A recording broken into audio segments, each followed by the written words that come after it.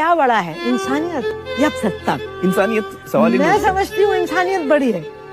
तो भैया अब जैसे मेरा रेप हुआ, लोग कहते हैं कि इसकी इज्जत चली गई, और मेरी इज्जत क्यों गई भाई?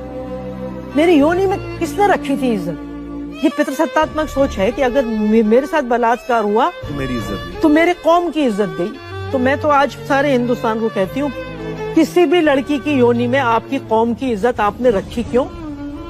हमने तो नहीं रखी वहां पर। अगर किसी की इज्जत जाती है तो बलात्कारी की इज्जत जाती है, क्या बात है, हमारी इज्जत नहीं बिल्कुल जाती। सही।